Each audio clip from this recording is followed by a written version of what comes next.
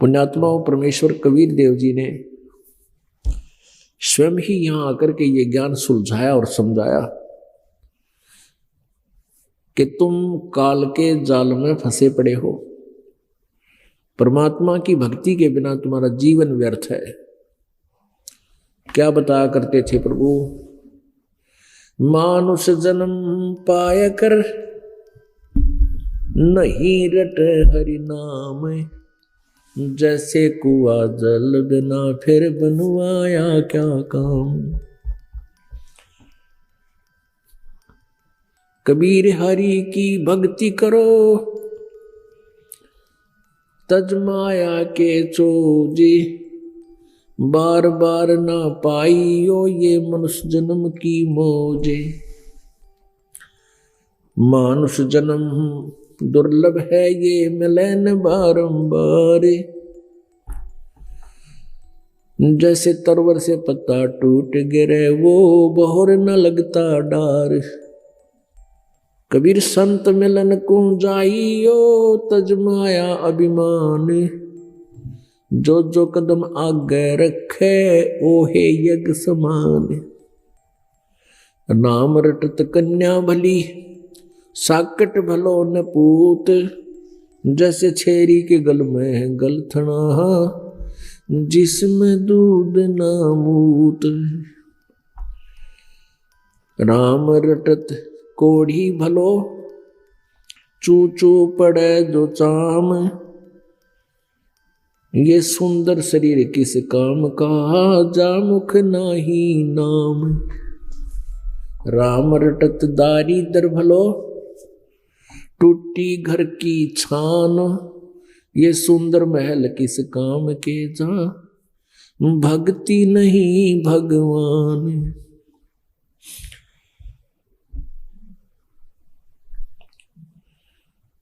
परमपिता परमात्मा कबीर देव जी हम काल जाल में फंसी हुई आत्माओं को समझाना चाहते हैं कि आप जी को धोखे में रखकर यहां डालकर यहां रखा हुआ है। आप जी को बिल्कुल अंधेरे में रखा हुआ है। ये शरीर तुम्हारा है नहीं, और जिस संपत्ति को आप अपना माने बैठे हो ये तुम्हारी कैसे हो सकती है।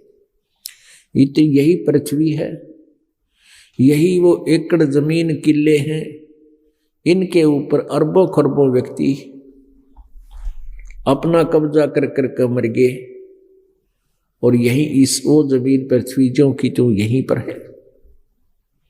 तो परमात्मा कहते हैं काया तेरी है नहीं, ये माया कहां से हो। चरण कमल में ध्यान रखो, इन दोनों ने खो। फिर क्या बताते हैं?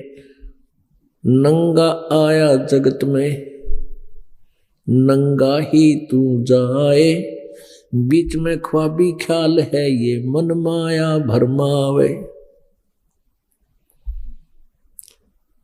परमात्मा कहते हैं ये माया करतार की, अपनी कह गंवारे, दोजक धक्के खावेगा, नाहक बह बेगारे। इस संपत्ति ने तू अपनी मान रहा है, ये तो हमारी है, अपनी मत समझ। और तू अपना यहां इसको अपनी समझे चिपका बैठा है जोक की तरह, ये तेरी महाभूल है। कहते हैं पूंजी साहूकार की और बंजारा संसार, और पूंजी माल गवा के और नाहक बह बेगार। ये पूंजी परमात्मा की है, ये पृथ्वी है या जो कुछ भी तुम यहां कंस्ट्रक्शन कर लेते हो अपनी नहीं है। इसको अपनी मानता है नालायक, या तेरी गलती भूल है। इसका उद्देश्य क्या है कि हमने इससे अपना पेट गुजारा निर्वाह करके जो परमात्मा ने हमारे भाग्य में यहां लिखकर भेज रखी है, ये पृथ्वी इतनी तो रख। ये एक तेरा अस्थाई जुगाड़मेंट है, एक अस्थाई जुगाड़ है। अपना पेट भरने का धंधा कर और मालिक की भक्ति करके पीछा छुटवा ले। वो समझ में मारा आती को ना, क्योंकि कबीर साहब क्या कहते हैं? कबीर ये माया अटपटी, सब घट आने अड़ी, किस किस ने समझाऊं ये कुएं भांग पड़ी। या त्रिगुणमयी माया ऐसा भ्रमित किए बैठी है सभी प्राणियों को, इनकी बुद्धि यहीं सेट कर रखी है। रजगुण ब्रह्मा जी, सतगुण विष्णु जी, तमगुण शिव जी के अंदर से निकल रही रेंज, इनके गुणों का प्रभाव हम सभी को यहाँ इतना बाई फोर्स रोके हुए है, जैसे कोई शराबी शराब पी ले या भांगी भांग पी ले, उसके बस की बात नहीं। वो कहाँ पैर रख रहा है, कहाँ उसका ध्यान है, कहाँ गिरा पड़ा है, कैसे चल रहा है, क्या क्या बोल रहा है लड़खड़ा के हकला के। तो कहने का भाव कि इसी प्रकार इन तीनों गुणों के प्रभाव से इस त्रिगुणमयी माया के कारण हम विवश हो गए। हमारी बुद्धि संतान और संपत्ति पर बाई फोर्स ने जकड़ दी। इसी को कहते हैं जैसे ब्रह्मा जी के गुण रजोगुण से हम प्रभावित होकर संतान उत्पत्ति करते सभी प्राणी जीव के बस का नहीं।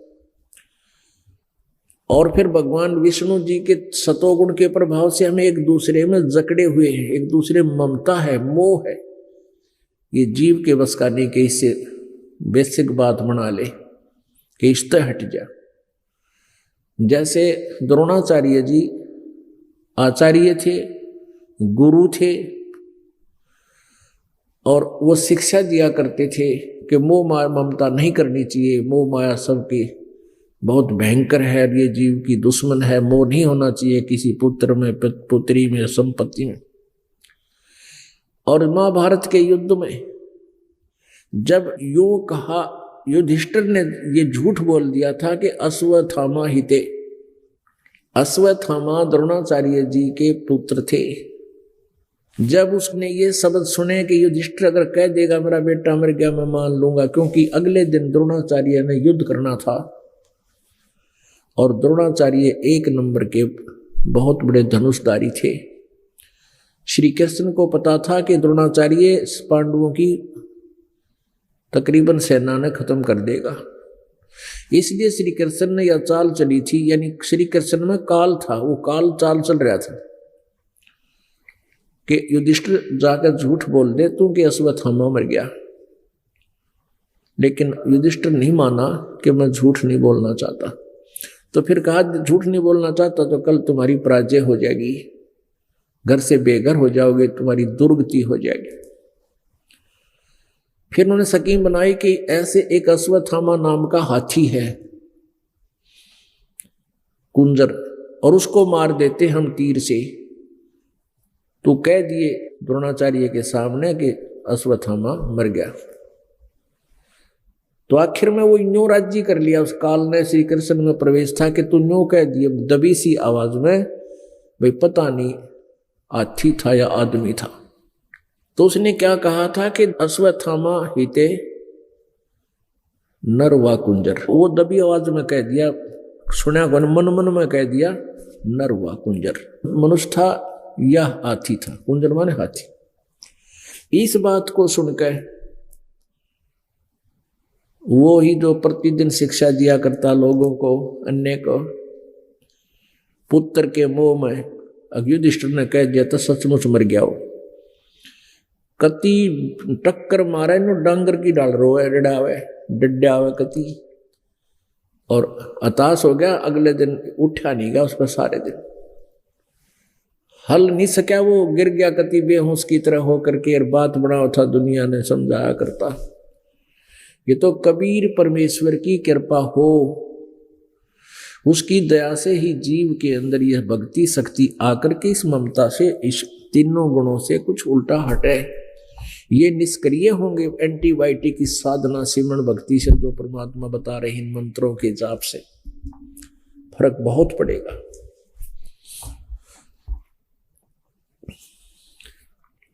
और तीसरा गुण जो है क्रोध है। ये क्रोध पहले तो घर में लड़ाई रखे, जरा सी बात पे पति पत्नी ने धमका दे, पत्नी पति के पीछे पड़ दे, पता नहीं के शब्द सुना दे, ऐसे कभी पुत्र पिता को धमका रहा है, कभी पिता पुत्र के साथ झगड़ रहा है छोटी छोटी बातों पे। एक तो ये कह तमोगुण के कारण, और फिर संहार तो ये करता ही है तमोगुण, ये शिव जी। कहने का भाव ये है कि यहां जीव को बाई फोर्स और जैसे कोई विलियन खलनायक घेरे रखा करता है, ऐसे हम आप जी को यहां रोका हुआ इस काल में। परमेश्वर कबीर जी ने आकर के हमें ये ज्ञान बताया। तो क्या बताते हैं परमात्मा? भाई साथी हमारे चले गए, हम भी चालन हार, कोई कागज में बाकी रह रही, ताते लगी है वार। कबीर परमेश्वर जी आप जी और हमें ये समझाना चाहते हैं कि भाई यहां आप उतने समय तक ही हो जब तक तुम्हारा प्रारब्ध लिखा हुआ है, और जो पहले हमारे साथ थे वो चले गए, उनका वो समय आ गया, उतना प्रारब्ध खत्म हो गया। और आप जी ये सोच रहे हो कि हमारी अभी जाना नहीं होगा, हमारी मृत्यु नहीं होगी, ये तो इसलिए देरी लग रही है कि तेरी वो कागज में सांस अभी शेष रहते हैं, एक दिन वो पूरे होंगे, और इसलिए देर हो रही है तुझे, तू भी जाएगा। तो पुण्यात्माओं, जब तक इस प्राणी को अपनी मौत दिखाई नहीं देगी, तब तक ये ना भक्ति कर सकता, ना ये बकवाद छोड़ सकता। अब इस काल ने कैसी व्यवस्था कर रखी है, जैसे दास ने पहले देखा अन्य पंथी सत्संग करते थे, वक्ता हो जाते हैं और गायक बन जाते हैं, परमात्मा के शब्दों को बड़ी सुरीली आवाज में गाते हैं, सुनाते हैं, लेकिन असर किसी का नहीं होता। और ये बातें परमात्मा ने कही है कि ये बातें कहने सुन की नहीं है, ये कर पाड़ने की है। ये कहने सुनने तक सीमित नहीं रखना है, ये तो कर पाड़ने की है, ये कर के पीछा छुटवाने की है। तो परमात्मा हमें याद दिला करते थे कि मौत भूल गया बावड़े, अचरज किया कौन, और तन माटी में मिल जाएगा जो आटे में लौट। पुण्यात्मा सभी को पता है कि मृत्यु होगी, लेकिन डरकती नहीं। औरों को हम मरते देखते हैं, अपने नंबर की चिंता नहीं। एक समय युधिष्ठिर और ये पांचों पांडव वनवास भोग रहे थे। एक बार उनको प्यास लगी, जल पीने के लिए जल की खोज में पहले छोटा जाता था, सब ये नियम है, सबसे छोटा भाई गया, फिर दूसरा गया। तो वहां तालाब में जो ही उन्हें बर्तन डाला पानी लेने के लिए, आकाशवाणी हुई कि मेरे प्रश्नों का उत्तर दो, उसके बाद जल लेना। लेकिन सहदेव ने जब सबसे पहले गया, उसने नहीं परवाह की कि भाई भूखे प्यासे मर रहे हैं, बहुत ज्यादा प्यास लगी है, इसके प्रश्न के उत्तर दूंगा, इतने जल पिला के आता हूं। जो ही उसने जल लेने की चेष्टा की, मृत्यु होगी। इंतजार करके दूसरा गया, नकुल गया। उसने भी सोचा ये भाई तो प्यास से मर गया है, बाकी भी मरने वाले हैं, उनके लिए जल्दी जल ले चलता हूं। आकाशवाणी हुई कि मेरे प्रश्न का उत्तर दो, बाद में जल लेना। उसने भी परवाह नहीं की, वो भी मर गया। फिर भीम गया, भीम के साथ भी ऐसा ही हुआ। अर्जुन गया, अर्जुन के साथ भी ऐसा हुआ। फिर युधिष्ठिर स्वयं गया। अब युधिष्ठिर ने सोचा भी ये तो प्यास के मारे मर गए और किनारे पे आकर ही मर गए। उन्हें सोचा चलिए तो मर लिए, जल तो पी लूं, क्योंकि जान जाने वाली है। उसी समय आकाशवाणी हुई कि मेरे प्रश्न का उत्तर दे, बाद में जल लेना, नहीं तेरी हालत भी तेरे भाइयों जैसी हो जाएगी। तभी दुष्ट ने कहा कि प्रश्न करो। यक्ष ने कई प्रश्न किए, उनमें से एक प्रश्न ये था, उसने कहा कि संसार में सबसे बड़ा आश्चर्य किस बात का है? युधिष्ठिर ने उत्तर दिया कि हम प्रतिदिन संसार में बहुत से व्यक्तियों को मरते हुए देखते हैं, लेकिन अपनी मृत्यु की हम चिंता कभी नहीं करते। ये सबसे बड़ा आश्चर्य है। उसके बाद यक्ष ने उन सभी को जीवित कर दिया, उसके प्रश्नों से प्रसन्न होकर। तो कहने का भाव ये है पुण्यात्माओं कि हम सबसे बड़ी गलती, सबसे बड़ा जो ना अचंबा हम ये कर रहे हैं, सबसे अद्भुत कर रहे हैं कि हम डरते को ना मौत से। दूसरे को हम, जैसे कोई मृत्यु हो जाती है निकट संबंधी की, हम उसका अंतिम संस्कार भी करते हैं जैसे भी रीति जिसकी है, और जब तक हम शमशान घाट पर पहुंचते हैं तब तक तो थोड़ा बहुत महसूस रहता है कि भाई क्या लेके गया, ये क्या लेके गया। और जो ही वहां से वापस आते हैं उसी समय सब एज इट इज जैसे थे। लेकिन इस तत्व ज्ञान से हमें यह मौत भूली नहीं जा सकती। हमें इसका पता लग गया कि ये डेफिनेट होगी, लेकिन इस डर से हम बुराई भी नहीं करते और भगवान से डर कर चलते हैं, परमात्मा को याद करते हैं। ये सबसे बड़ा फार्मूला बताया परमात्मा ने कि जब तक हम इस मृत्यु से नहीं डरेंगे तो हम भगवान की भक्ति भी नहीं कर सकते और ना ही बुराई छोड़ सकते। जो 2 नंबर का काम करते हैं, किसी से रिश्वत लेते हैं, किसी को लूटते हैं, ठगते हैं या और कुछ करते हैं, तो ये हम बीड़ी शराब मांस तंबाकू का प्रयोग करते हैं और चोरी जारी करते हैं, ये हम तब तक नहीं छोड़ सकते जब तक हमें ये याद नहीं होगा कि मृत्यु ना जाने कब हो जाए। हम एस्टिमेट, अंदाजा सा लगा रहे हैं, अप्रोक्सीमेशन कर रहे हैं कि शायद 80-90 वर्ष 100 वर्ष तक तो जीवित रहा कर। पहले तो 70 साल पाछे जो शरीर जीवन जोगा रहे को ना, कोई एकादा भगवान को अच्छी कोई ठीक संस्कार से हो वो बेशक बचा रहे, और उसके बाद जितना भी समय है आपकी दुर्गति का है, चाहे जीवन 100 वर्ष भी रह जियो। तो कहने का भाव ये है कि हमने इतना लंबा एस्टिमेट, अप्रोक्सीमेशन नहीं करना चाहिए, चलन की तैयारी करें। उसके लिए हमने भगवान की भक्ति, जो भी क्रिया बता रखी है, दिन रात करें अपनी। साथी हमारे चले गए अम्बी चालन हारे, कोई कागज में बाकी रह रही ताते लगी है वार। फिर क्या बताते हैं, बेटा जाया खुशी हुई, भाई बहुत बजाए थाल, ये तो आना जाना लगा हुआ है जो कीड़ी का नाले। परमात्मा कहते हैं कि जैसे पुत्र होता है तो राजा लोग तो बैंड बाजे बजा के खुशी प्रकट किया करते, पूरे शहर में गाने गुणे गा के मिठाई बांटा करते। गरीब आदमी ने वही रीस कर ली, पुत्र होने के उपलक्ष्य में थाली पीटा करें, थाली पर टन टन। तो आसपास के व्यक्तियों को पता लग जाता है कि उनकी पुत्र वधू का बालक होने वाला था, बच्चा होने वाला था, थाली बजी है तो पुत्र हो गया। और फिर वो गुड़ बांटा करते, एक डली सब न देते आसपास के। तो परमात्मा कहते हैं इस काल के लोक में तुम क्या पे खुशी मनाते हो, बेटा जाया खुशी हुई और खूब बजाए थाल, ये तो आना जाना लगा हुआ जो कीड़ी का नाल। बेटा हो गया, युवा हुआ, शादी की तैयारी हुई, विवाह के लिए बारात जा रही थी, रास्ते में एक्सीडेंट हो गया, और पहले दिन शाम ने नाचे थे, गाँव थे, डीजे ले रहे थे, पंगा पा रहे थे, निराज उद्मस्तार रखा था।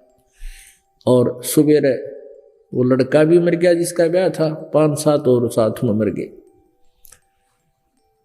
तो पुण्यात्मा ठीक है, ये नहीं कि विवाह शादी ना करनी या दैनिक क्रियाएं कति छोड़ दे। परमात्मा कहते फिर फंड क्यों करे, ठीक है ब्याह कर लो, सिंपल वे से जाकर अपनी शादी कर लो। लड़का लड़की का ब्याह होना है, चाहे 10 आदमी चले जाओ, चाहे 2000 चले जाओ, उसमें बकवाद और ये फंड करने की क्या आवश्यकता रहेगी, जिस तो भगवान नाराज हो। तो कहने का भाव ये है पुण्यात्माओं, हम साधु संत भक्त बनकर और फिर हम ड्रामाबाजी करते हैं, नाचना गाना करते हैं, फिर हमने भगवान का ज्ञान कति नहीं, और इसलिए फिर भक्ति बाधक बन जाती है। ऊपरले मन से हम साधना करेंगे, वो साधना हमारी व्यर्थ होती है। कहते हैं भक्ति करे बिन भाव रे सो कौने का जा। बिना भाव के, बिना श्रद्धा से यदि भक्ति हम करते हैं वो व्यर्थ है। भक्ति करने का, साधना करने का तरीका एक विशेष होता है, कसक के साथ करें। हे परमात्मा, मुश्किल से दाव लगा है, ये मनुष्य जीवन मिला है, ये भक्ति मिली है, और कसक के साथ अंदर कसक उठे, जैसे किसी वस्तु की प्राप्ति के लिए कसक होया करे, ऐसे कसक बने अंदर से सुमरण के साथ, तो उसका लाभ ज्यादा होता है। फिर परमात्मा हमें याद दिलाते हैं, पतझड़ आवत देख कर बन रोवे मन माही, ऊंची टेढ़ी पात थे अब पीले हो जाही।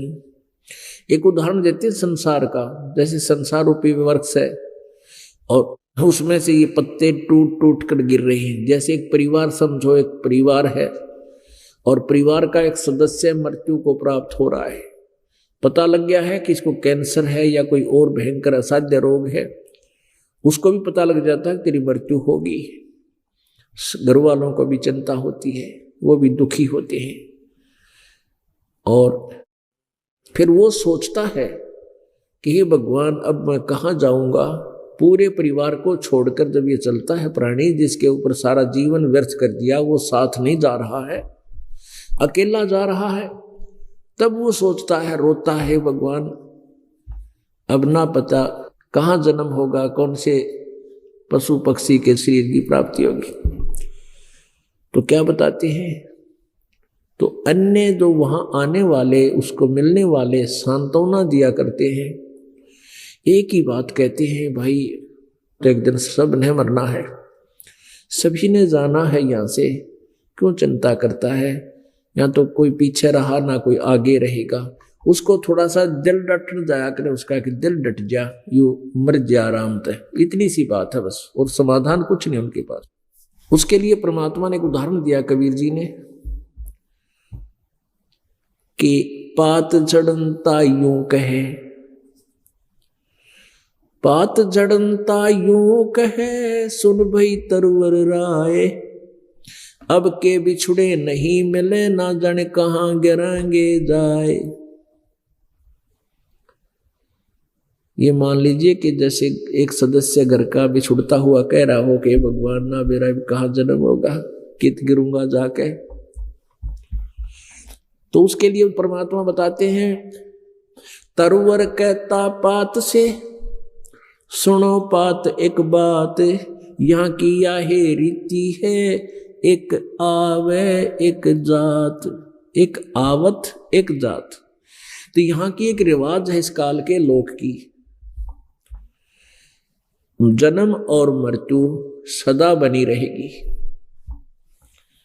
यहाँ की यह रीति है, यहाँ का यह एक हार्ड एंड फास्ट नियम है, रूल है कि जन्म और मृत्यु बनी रहेगी, एक आता है दूसरा जा रहा है।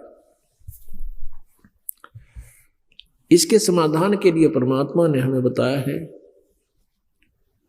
साहेब से चतला ले रे मन गर्भ गुमानी। साहेब से चतला, साहेब मन परमात्मा, साहेब से चतला ले रे मन गर्भ गुमानी, नाभि कमल में नीर जमा तेरा दीना मैल बनाए,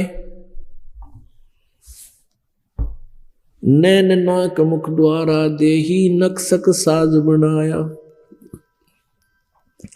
दांत नहीं जब दूध दिया था अमी महारस खाए,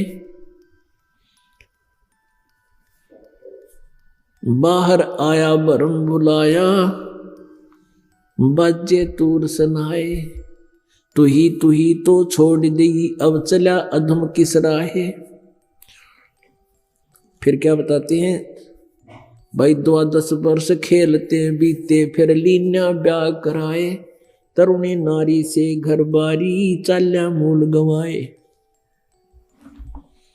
रातों सोवे जन्म बिगोवे, धोंदी खेत कमावे, और काले काग गए घर अपने, बैठे श्वेत बुगाए। फिर पीछे तू पशुआ कीजे, दीजे बैल बनाए, चार पहर जंगल में डोले, तेरा तो ना पेट भराए। सिर पे सींग दिए मन बोर, एक दूमत मच्छर उड़ावे, और कांधे जुआ जोते कुआ, फिर जो का बुस खावे। फिर पीछे तू खर कीजेगा, कुर्डी चुगने जावे, टूटी कमर पजावे, चढ़े तेरा कागा मांस गिलावे। भाई सुखदेव ने 84 भुगती, कहाँ रंग कहाँ राय, ऐसी माया काल बली की, नारद मुनि बरमाए। अब क्या बताया इसके अंदर पुण्यात्मा, बहुत गहराई से सोचना इसमें क्या कहना चाहा परमात्मा ने। जब ये प्राणी मां के गर्भ में होता है, इसका ऊपर न पैर नीचे न सिर होते हैं, और ये इसको ऐसी पीड़ाएं होती हैं अंदर जैसे कोई मच्छर काट रहे हो, और फिर ये ऐसे मचलता है, ऐसे मचलता है, और मचले अगर वो घूमे नहीं तो मां को पीड़ा होती है। उसकी जान न हो जाए, जब बालक गुम हो जाए, बच्चा गुम हो गया, घूम नहीं रहा है, तो मां को ऐसी परेशानियां पैदा हो जाती है। और वो घूमता क्यों है? क्योंकि उसको पीड़ा होती है। पीड़ा होने से जैसे मच्छर काट जाता है, तो उस मच्छर के स्थान पर हाथ पैर मारकर ही हम हाथ से खुरच के उस शांत करते हैं उस दर्द को, पीड़ा को जो थोड़ी सी। ऐसे ही वो उसके मच्छर से लड़ते हैं अंदर शरीर में, इतना परेशान रहता है। फिर ऐसे घूमता है तो मां के अंदर पेट के साथ उसकी घर्षण होती है, जिससे उसको कुछ राहत मिलती है। अब वो कोई शौक में नहीं घूमता, और कोई बैरिंग नीला रखे उसके वो अप्पा घूमा है, या कोई बिजली नहीं फिट कर रखी, विवश है वो घूमने के लिए, और ना घूमा तो मां को समस्या। तो पुण्यात्मा तब ये क्या कहता है परमात्मा, मुझे इस नरक से निकाल दो। हे प्रभु, मैं कभी नहीं भूलूंगा आपको, सारा जीवन आपको याद करूंगा। अपने दैनिक कार्य को करते करते भी परमात्मा तुझे नहीं भूलूंगा, क्योंकि मां के गर्भ में इसको सब बातें याद रहती है। जब ये प्राणी मां के पेट से बाहर आते ही तो तीनों गुणों का एकदम इसके ऊपर अटैक होता है, जैसे 3 इंजेक्शन ला दें इकट्ठे ही। फिर ये भूल जाता तू कौन था, कहां से आया था, क्या पिछले जन्म में तेरे साथ बीती थी, जो मां के गर्भ में जब इसको याद था। फिर ये प्राणी जब मृत्यु को प्राप्त होता है, अब देखो पुण्यात्माओं, हम इतने ज्ञानहीन हो गए, हम भूल जाते हैं कि परमात्मा हमारी चिंता हमसे ज्यादा रखता है। मां के गर्भ में आपकी 9 महीने तक किसने परिवरस की? आपको किसने पाला? मां को तो ये नहीं पता गर्भ में बेटा है या बेटी है। किसने पाला? परमात्मा ने मां की नाभि से, आपकी नाभि से इंटरनल कनेक्शन कर दिया। 9 महीने तक वहां पालन पोषण मालिक ने किया, दूसरे का रोल नहीं वहां पर। उसके बाद जब बाहर आया, बाहर आते ही मां के स्तन में दूध, उससे पहले एक टोपा नहीं था, एक ड्रॉप भी नहीं थी। अपने आत्माओं, हम इन बातों को एक देख करके रूटीन मान लेते हैं। ऐसा होता है, क्यों होता है? इसके कारण तक हम पहुंचते नहीं। हम भगवान की महिमा करते नहीं, उनके गुण नहीं गाते, शुक्र नहीं मनाते दाता का। अब कितना दयालु है वो परमात्मा, मां के स्तन में दूध बच्चे के बाहर आते ही इतना दे दिया, पियो और जूठा छोड़े।